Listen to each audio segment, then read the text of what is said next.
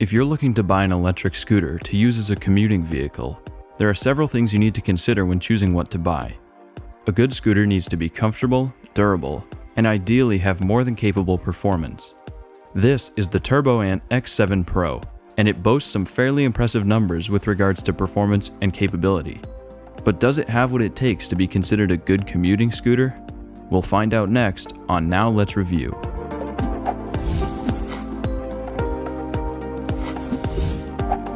Out of the box, the X7 was mostly assembled and well packaged. Almost every part of the scooter is made of metal, and overall it feels solid and sturdy. The only assembly required was attaching the brake and bell unit, which was done by sliding the unit onto the left handlebar and then tightening a hex screw, and then screwing on the handlebar grips. This took a total of about a minute, and after that it was ready to ride.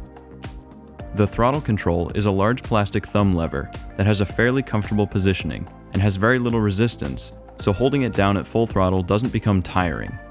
The power and mode buttons are both found on the throttle control unit as well. Double pressing the mode button turns on the LED headlight, which is very bright and provides excellent visibility to the rider, as well as making the scooter much more visible to pedestrians and other vehicles on the road. Next to the throttle control is the display, which shows the speed, ride mode, and battery level. The display is bright enough to be seen even on bright days, but it doesn't have an odometer or a trip meter, so tracking how far you've gone is very difficult unless you're using a GPS. There is more than enough room on the display to fit that information, so it's a shame they didn't include it. First impressions of the X7 Pro when riding were mostly focused around how front-heavy the scooter feels. The X7's single 36-volt 350-watt hub motor is mounted on the front wheel, and the 10 amp-hour removable lithium ion battery sits near the top of the handlebar stem. This makes the scooter very front-heavy, which is noticeable mostly through the way it turns.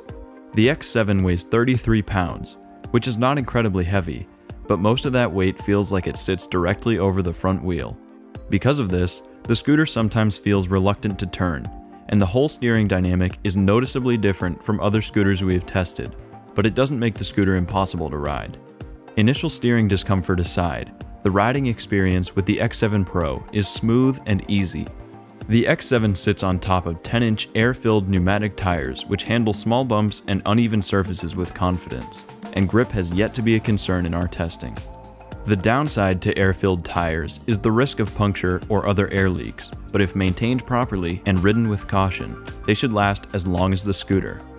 And keep in mind that replacing air-filled tires on scooters can be challenging and potentially expensive. The X7 Pro has 3 ride modes, each offering an increased top speed. Mode 1 goes up to 6 miles per hour, Mode 2 goes up to 10 miles per hour, and Mode 3 goes up to 20 miles per hour. The 10 amp-hour battery, combined with a 350-watt front-mounted hub motor, gives the X7 Pro a range of 20 to 30 miles and a top speed of 20 miles per hour. The maximum rider weight for the X7 Pro is 275 pounds. Reaching the top speed does take some time, as the acceleration is slow in comparison to many other scooters that we have tested. Although the ride isn't anything too exciting, it is comfortable and sure-footed when traveling at speed, and stability is not a worry. Coming to a stop is no problem either, thanks to a combination of regen braking on the front motor and cable-actuated disc brakes on the rear wheel. The regen braking doesn't appear to do much of the work, and there isn't a noticeable engagement of the regen braking like on most scooters that have this feature. The rear fender also acts as a foot brake should you need it, but the regular handbrake works very well. It's also worth mentioning that the rear brake light flashes when the handbrake is used, which is a great safety feature that we love to see on electric scooters. The battery can be removed from the scooter and charged at a separate location from the scooter itself. At 7 pounds and with a relatively slim profile, the battery could easily be carried in a backpack and may even fit into a large briefcase. The battery takes 6 hours to charge from empty to full, so you can guarantee a full battery by the end of your workday if you're charging on the job. The folding mechanism on the X7 Pro is very simple and easy to use. Turning the ring that keeps the latch in place allows for the latch to be opened, and then the scooter folds and locks into place. Unfolding the X7 Pro is just as easy. Stand it up, close the latch, then turn the ring so that the latch stays closed. When folded, the dimensions of the X7 Pro are 42.6 inches by 16.5 inches by 18.1 inches. While not the most compact scooter we've ever tested, it's small enough to carry around and could easily sit next to a desk at a workplace without being an inconvenience. The Turboant X7 Pro is priced at $699 US. This is a little on the steep side for a scooter that's lacking a second motor, but the range and durability help to push that price towards justifiable.